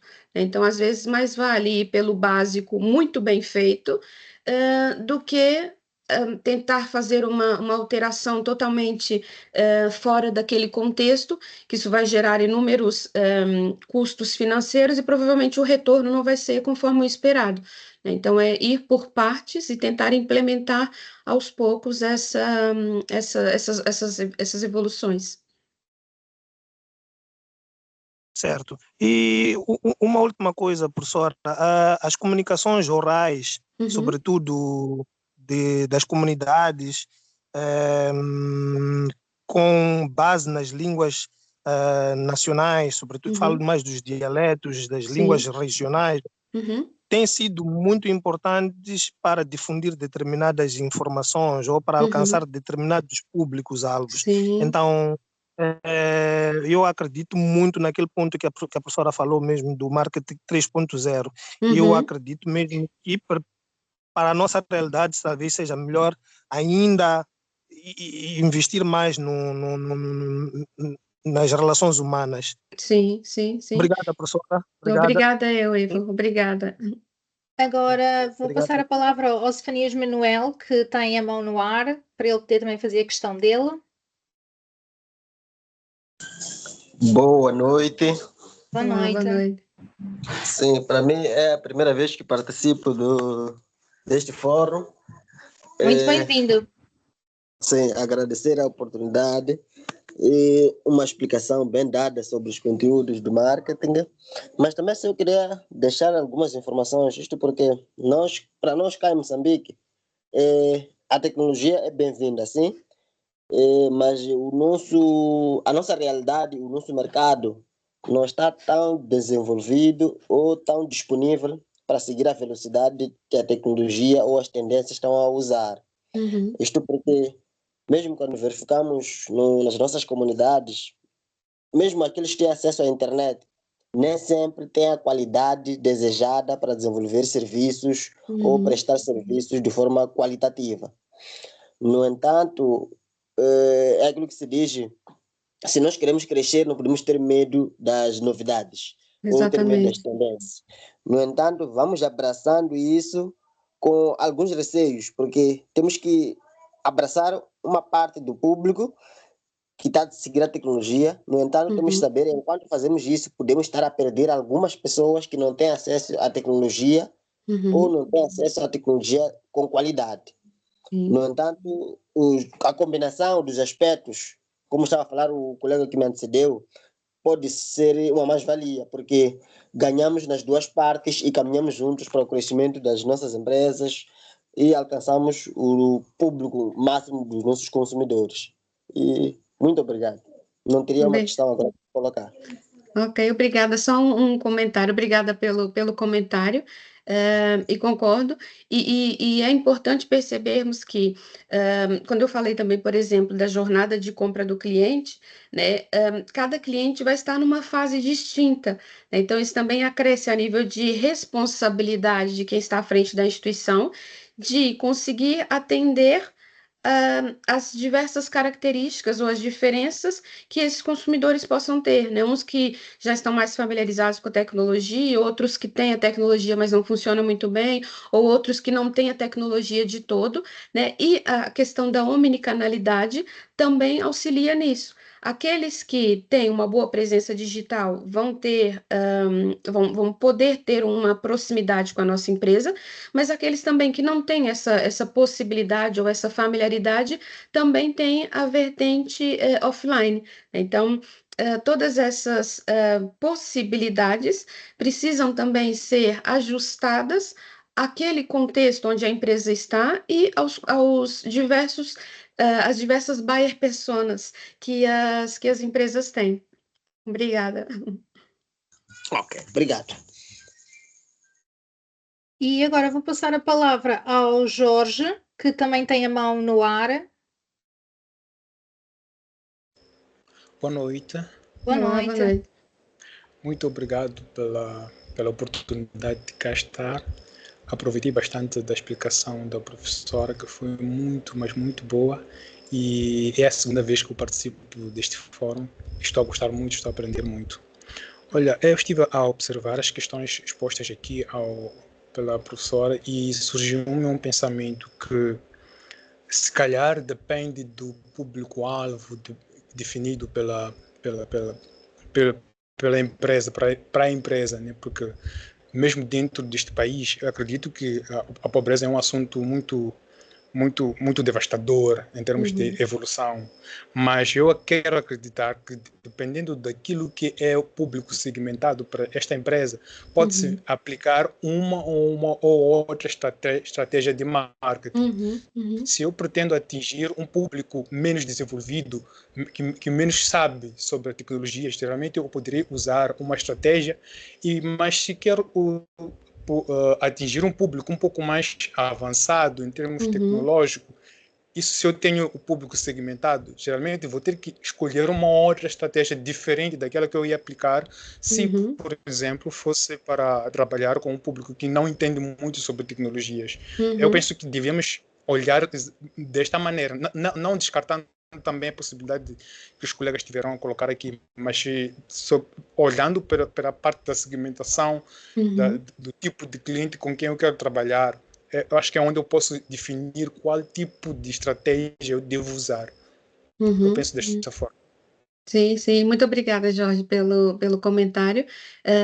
Também isso faz muita diferença. E aquela questão de não querer abraçar o mundo todo, né? De definir com as minhas condições ou com as condições da empresa, nesse contexto onde eu estou, qual é o público-alvo que eu vou conseguir atender melhor, né? E quando, daqueles pontos ou das etapas, né, do plano de marketing, a definição do meu público-alvo faz parte do meu planeamento. Porque se eu defino um público-alvo totalmente de uma forma incorreta ou incoerente para aquilo que eu posso disponibilizar ou para aquele contexto onde eu estou, o meu cliente vai se sentir frustrado, eu vou me sentir frustrado e não vou conseguir implementar nada daquilo. Então, é um excelente ponto de vista de que, na parte do diagnóstico, né, é muito importante definir de forma clara quem é o meu público-alvo, quais são as suas condições, quais são as suas habilidades, os seus acessos,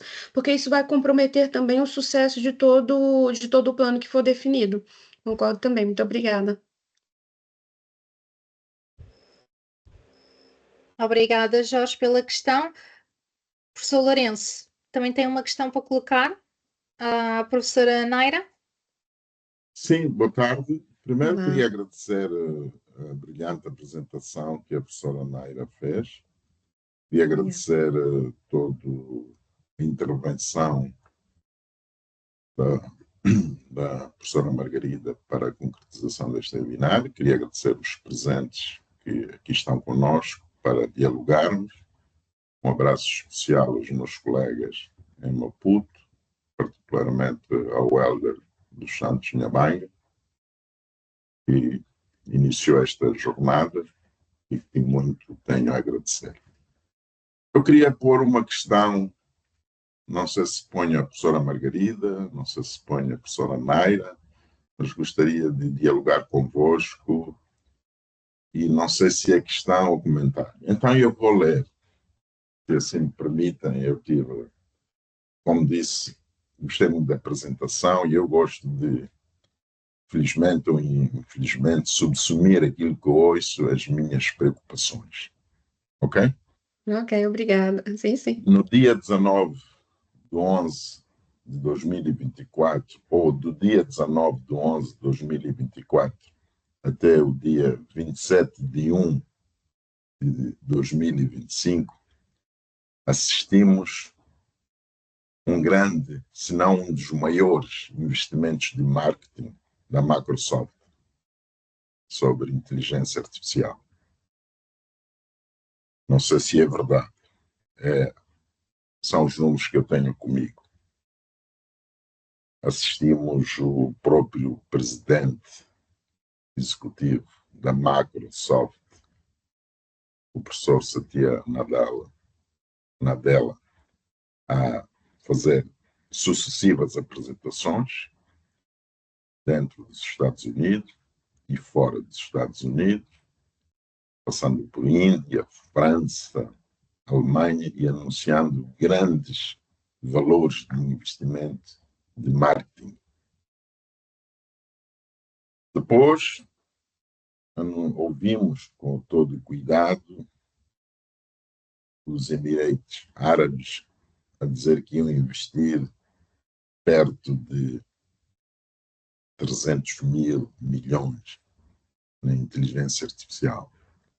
Depois ouvimos o nosso querido presidente Trump, nas primeiras 100 horas de governação, dizer que ia investir 600 mil milhões de dólares para a inteligência artificial. E a pergunta é simples.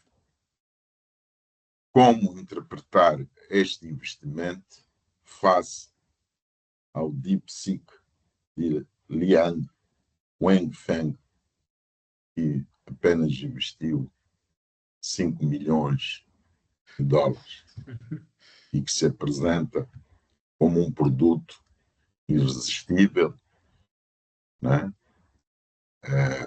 Se quiser, um produto irrefutável por eles mesmos. Como repensar a estratégia de marketing se deitarmos abaixo tudo aquilo que estivemos a fazer com a Microsoft? Que mensagem é que a professora Margarida, a professora Naira, a professora Helder nos deixa para nos adaptarmos àquilo que antes era feito de uma maneira e agora é-nos dito que podemos fazer com menos se deixamos aquele modelo que vínhamos utilizando, ou como é que fazemos? Era esta a minha questão. Obrigado. Eu lanço esta pergunta aos três, a Margarida, o Helder, e queria ouvir de cada um de vós, incluindo a professora Naira. Não sei se a professora Naira ficaria em último lugar, começaríamos pela Margarida. Não, eu acho que a professora Naira deve ser a primeira, uma vez que ela é a nossa convidada, eu acho que a professora Naira deve ser a primeira a opinar sobre essa temática.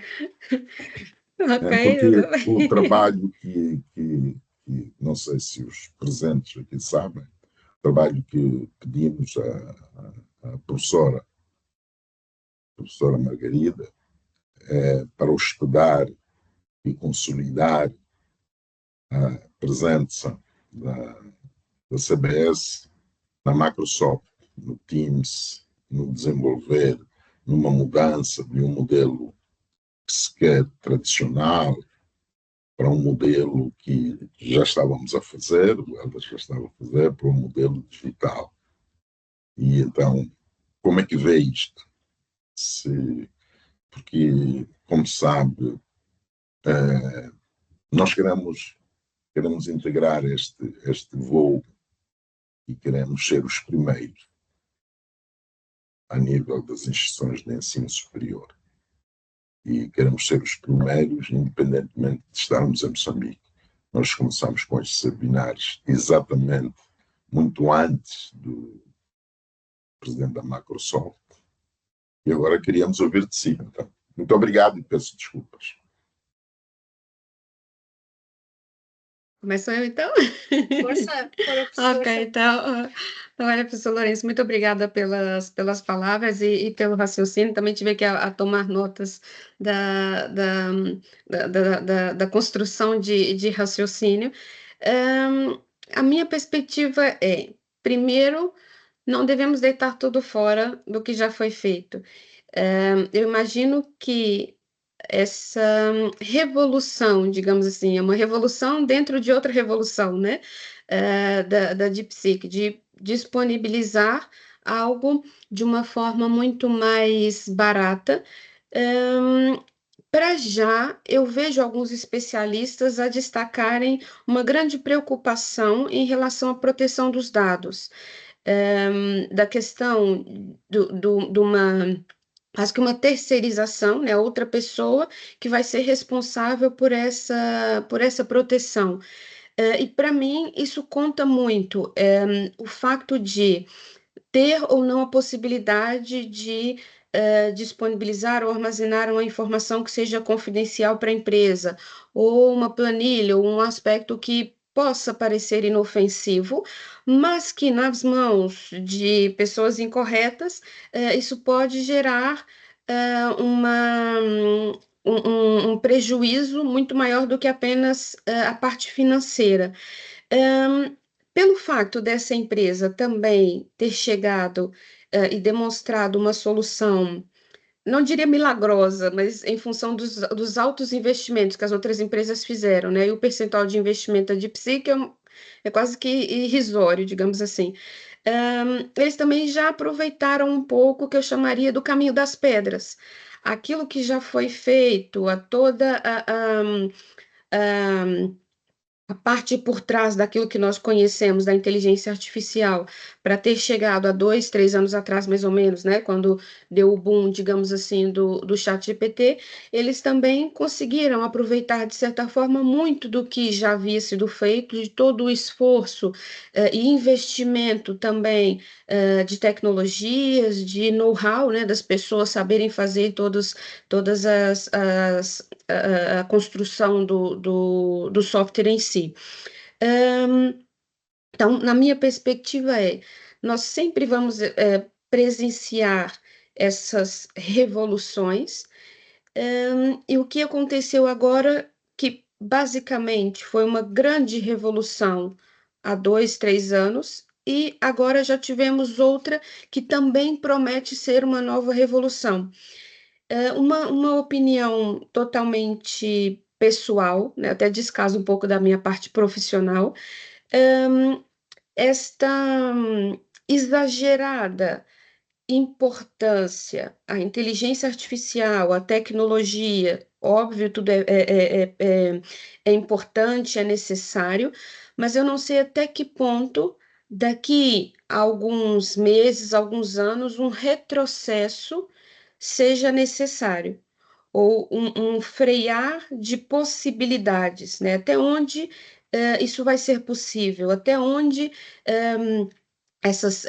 a inteligência artificial vai poder estar tão presente, sendo que em muitos contextos ela é utilizada não para dar base ou para fundamentar, para auxiliar a tarefa, mas como uma primeira opção da decisão. E na minha perspectiva, isso é quase que me passa a expressão, um tiro no pé. Eu reconheço a importância, reconheço o mérito, mas avalio com muita reticência, né? É necessário implementar, e até o reitor também disse dessa parceria com o Teams, naquilo que pode nos beneficiar no relacionamento, na proximidade, em ferramentas pedagógicas, para melhorar a experiência do nosso aluno, da sociedade, etc., excelente.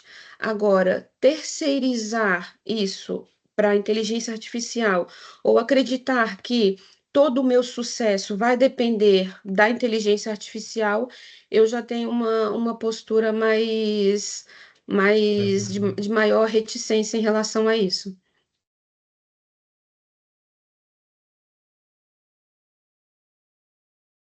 Nós não estamos ouvindo, a Margarida está sem som. Estava a dizer ao professor Lourenço que era para ele fazer a sua intervenção relativamente ao Caneira, disse. Ou quer que o Lourenço está numa chamada. Sim. Ó, Hélder, queres, por favor, dar a tua opinião? Primeiro, queria agradecer pela belíssima aula da professora Obrigada. e, desde já, convidá-la para lecionar o módulo de marketing organizacional, num dos mestrados que nós temos na escola. Será um maior prazer. Sim, vamos conversar, sim, tá à vontade. Obrigado.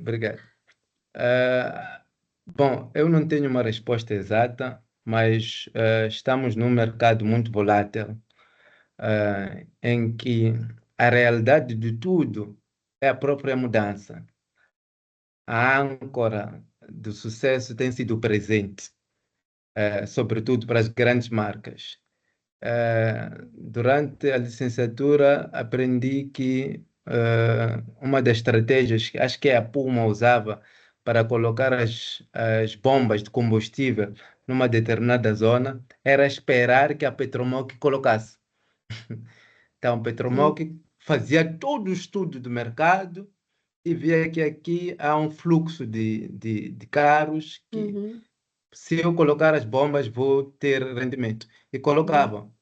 Num ano posterior, ou num tempo a seguir, a Puma ia lá também colocava as suas bombas. Já tinham um privilégio, porque o estudo já foi feito Exato. pela outra agência. Então, essa era uma vantagem competitiva, uma estratégia, vamos lá dizer, não sei. Então, agora, o que nós estamos a acompanhar é que a DeepSeek, né, a chinesa, acredito imensamente que se apropriou até do próprio OpenAI para fazer Uhum, uma pesquisa de como reduzir exatamente. os custos para poder ser relevante mais que a própria Uhum, IA. Como estamos a dizer que, como se costuma dizer que a inteligência artificial, ela até vai superar o pensamento. Então, vai superar o pensamento do homem. Então, já estamos a assistir isso. Nós usamos a estratégia, usamos o recurso que, entre aspas, o nosso concorrente, né, nos dá para poder fazer algo que está acima dele. Eu acho que é isso que está acontecendo. E a própria OpenAI não está parada.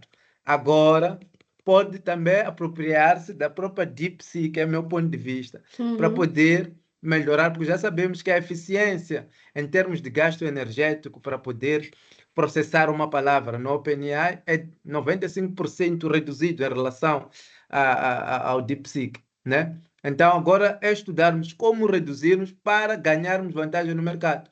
Porque o que nos torna relevantes no mercado não somos nós, mas é o valor que nós entregamos uhum. aos nossos utilizadores dos serviços que nós vamos dispor. Então, esta é a minha opinião. Obrigado.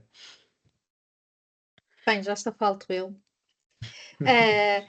Então é assim, Eu queria, se me permite, professora Margarida, eu força. queria centrar a minha questão, e isto é que é preciso centrar, porque nós temos alguma dificuldade, muita dificuldade, depois de estabelecermos uma linha de marketing ou uma linha de investimento, né, de repensarmos, né, e isto está-se a passar, e o Helder deve ser testemunha, está-se a passar no CBS. Se optamos ou não por hospedar, continuar a hospedar a CBS na Microsoft, se optamos ou não por utilizar, em vez de estar a utilizar outras plataformas, qual é a plataforma que vamos privilegiar? Porque quem começou a fazer os webinars com o Teams foi a Margarida. E isto foi uma dificuldade muito grande de nós deixarmos, não deixamos, mas vínhamos utilizando o Zoom, né? Como é que nós avaliamos isto? Não é ver que o outro está a fazer, mas se o outro está a fazer e eu, com base no outro, faço melhor, hoje não há problema disso. Se nós voltarmos a este tipo de diálogo, temos os carros da Tesla, que toda a gente hoje está a produzir, né? Só que ele diz que vai produzindo cada vez melhor. E como é que as empresas reagem a isto? As empresas utilizadoras. Eu não sei eu não vou citar o nome da universidade, mas tenho grandes discussões cá em Portugal, porque uma universidade centra-se no MOOC, né?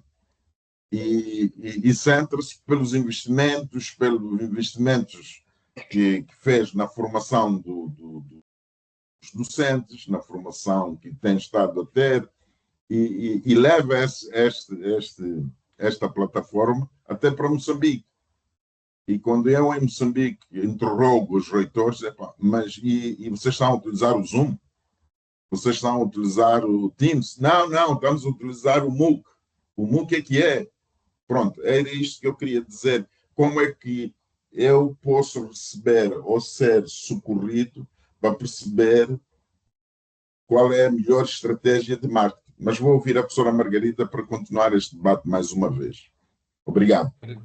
Relativamente à questão da estratégia, e acho que nisto, não sendo a minha área, acho que a professora Naira vai concordar que é, nós temos uma estratégia, mas não podemos ter uma estratégia cerrada, fechada. Nós vamos ter que, ao longo do nosso percurso e com as novidades que vão aparecendo no mercado, nós vamos ter que adaptar a nossa estratégia àquilo que melhor vai ir de encontro aos objetivos da instituição, neste caso da instituição académica, de uma empresa, do que seja.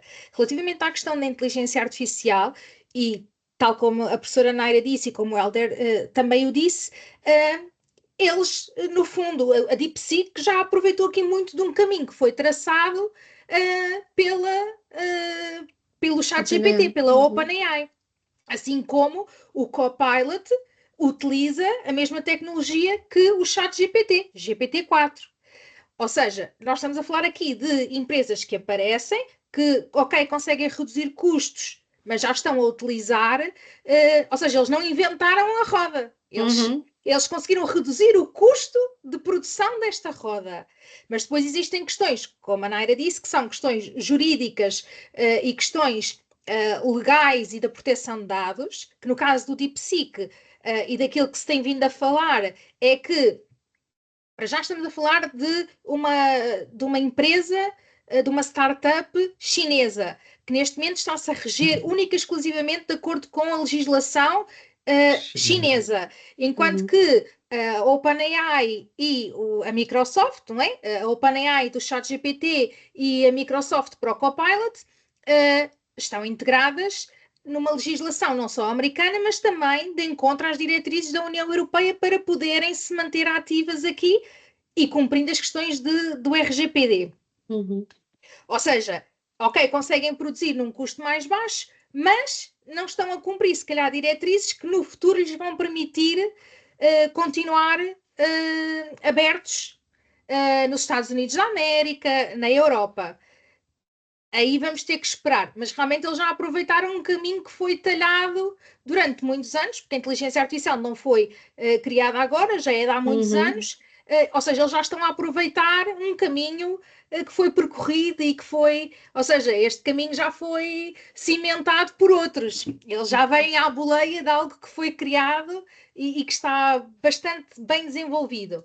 Acho que existe aqui uma questão de marketing, do lançamento da DeepSeek agora, por uma questão política entre China e Estados Unidos da América, com a questão do fecho temporário do TikTok, depois reabriu-se o TikTok, depois o Trump ganha aqui as eleições e tem por trás um grande investimento por parte do dono da OpenAI, ou seja, existe aqui também uma questão de marketing e de estratégia de, ok, o Trump ganhou, temos o Elon Musk envolvido nesta campanha política, o Trump vai indicar que vai investir milhões de dólares em inteligência artificial e temos agora a China a dizer vocês podem investir o que vocês quiserem, mas nós conseguimos fazer isto muito mais barato. Ou seja, mas às vezes aqui não é só questão do investimento, eles já apanharam boleia de investimentos que foram feitos antes e já apanham aqui também alguma vantagem de se conseguir falar mais deste assunto neste momento por causa das questões políticas que estão a acontecer exatamente neste momento entre a recente tomada de poder do Donald Trump, as questões que ocorreram depois aqui na Bolsa com as ações da Nvidia a baixarem, que entretanto já houve aqui uma certa reposição, porque daquilo que eu vi ontem já estava outra vez com 7% positivo, ou seja, existe aqui muitos fatores, não só tecnológicos, mas de políticos e de marketing, porque hoje a política está em tudo, ou seja, existe aqui este balanço. Relativamente à estratégia da nossa instituição em questão, ambas as plataformas funcionam e respondem ao propósito, mas ou seguimos uma estratégia ou seguimos outra.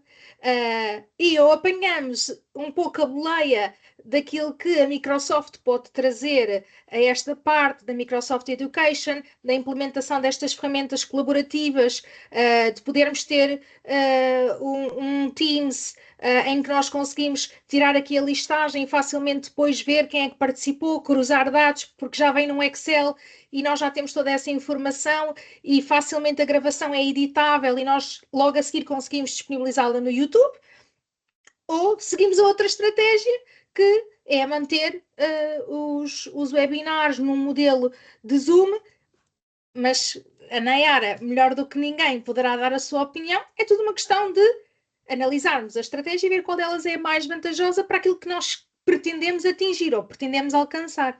Isto é a minha visão e a minha opinião sobre os dois tópicos. Sim, sim, sim. Concordo com a Margarida desse timing perfeito, né, da DeepSeek. E mais uma vez voltando à análise PEST, as variáveis políticas, o impacto que isso gera, né, e o marketing político que está cada vez, pelo menos na América, tão ligado às grandes marcas, né, na tomada de posse do Trump. Praticamente os 6 maiores influentes da parte de tecnologia de redes sociais, todos estavam lá, né? Então, não é possível também descasar esse aspecto político das decisões de marketing que os gestores e o próprio governo têm. Em relação à estratégia, sim, a estratégia não é rígida, não é algo que eu defini hoje, que obrigatoriamente vai ter que ser feita até o fim do prazo, até o prazo X. A minha perspectiva ou recomendação é adaptar a estratégia, mas não ter aquela postura de hoje eu tenho uma estratégia, amanhã sai uma novidade, eu vou passar para aquela novidade, depois de amanhã sai uma novidade, eu passo para aquela novidade, porque assim acaba por se perder no meio de todas as possibilidades. Então,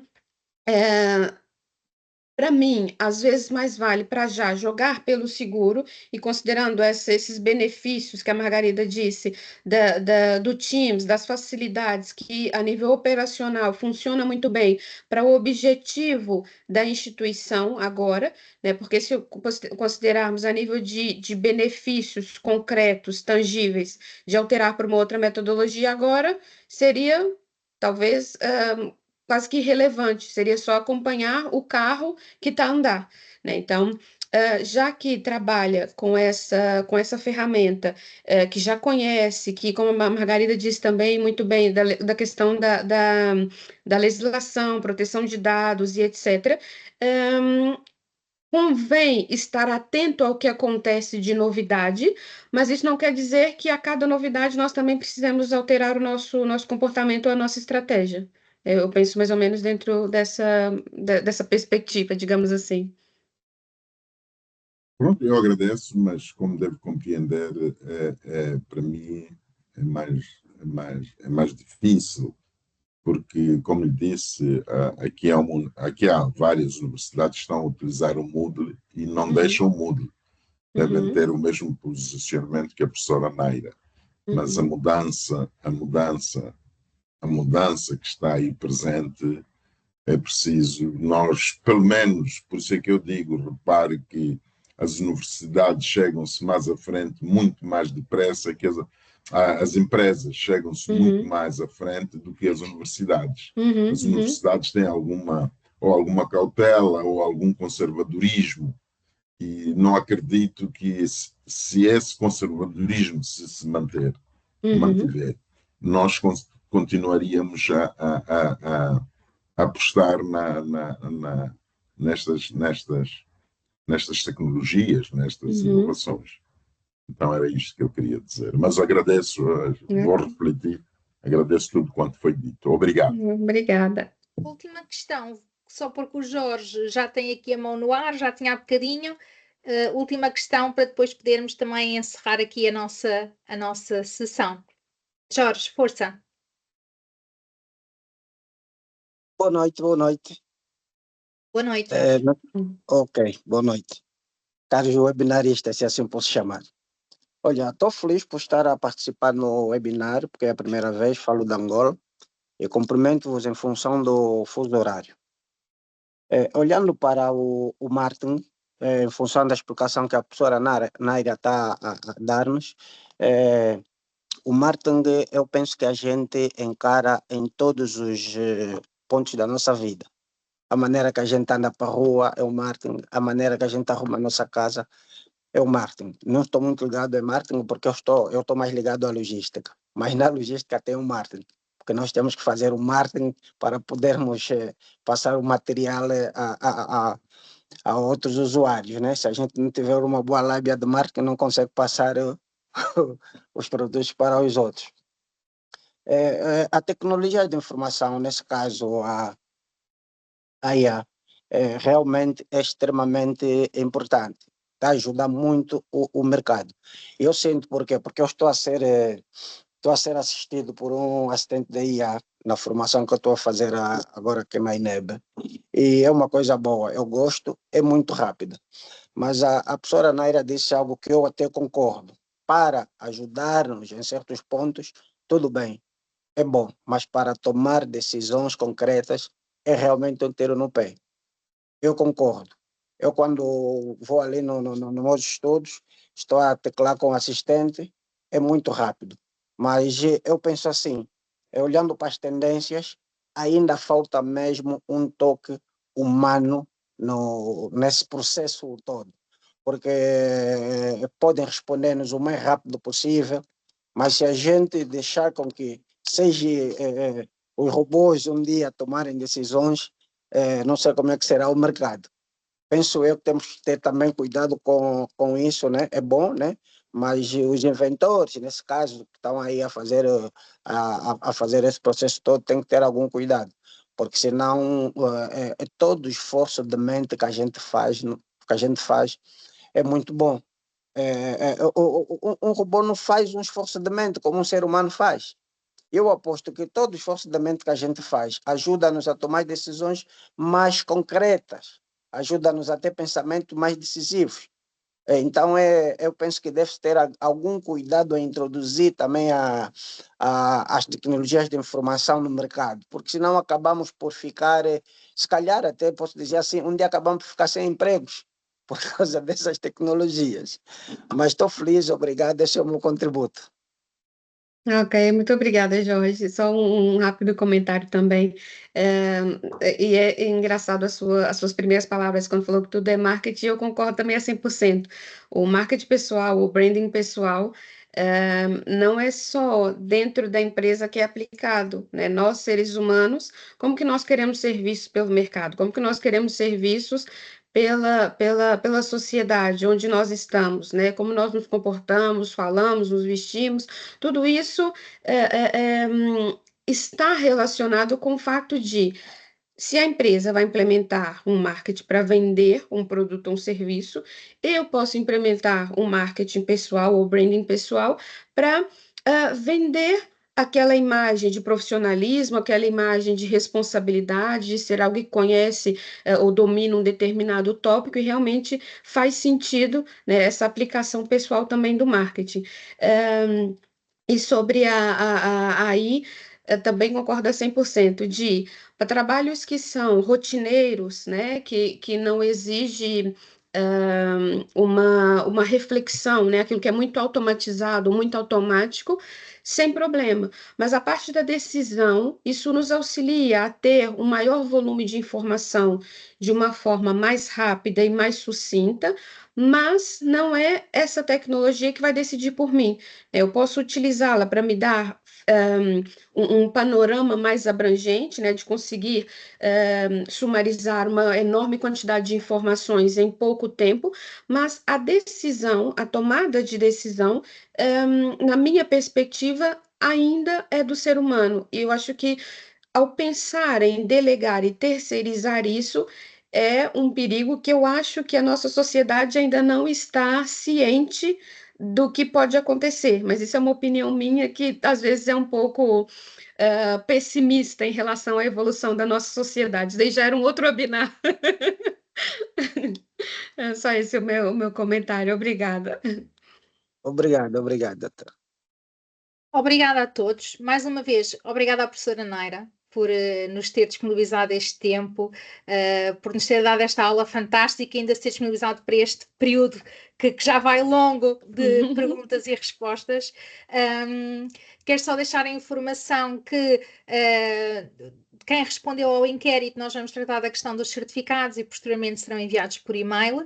Deixar também, como já foi visto, vamos ter um outro webinar que já está agendado, que será com o Murilo Ogata. Ele há pouco estava aqui na sessão, entretanto já saiu, que é um especialista no mercado luxo, que também é do Brasil, fez intercâmbio na Autónoma de Lisboa, faculdade também do professor António Cabeças, que já deu um webinar connosco, para nos falar então do poder do atendimento no universo de luxo. Mais uma questão, marketing é tudo, mas até no nosso próximo webinar é marketing, mas mais uma vez, agradecer à professora Naira por se ter disponibilizado para nos dar este webinar. Vamos ter imenso gosto em ter outro webinar consigo, de outra temática da sua expertise, e como o Helder disse, podermos falar e fecharmos uma unidade curricular com a professora Naira neste modelo online.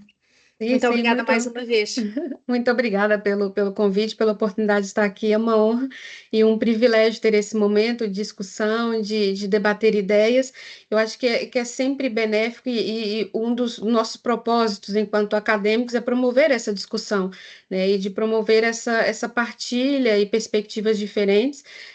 E sim, estou à disposição para futuros webinars e para parcerias de unidades curriculares também. Estou à disposição. Vamos manter contato, que vai ser um gosto contribuir com vocês, sim. Muito obrigada. Muito obrigada, professora Naira, e obrigada a todos pela vossa participação, e vemo-nos no próximo webinar. Obrigada a todos. Obrigada.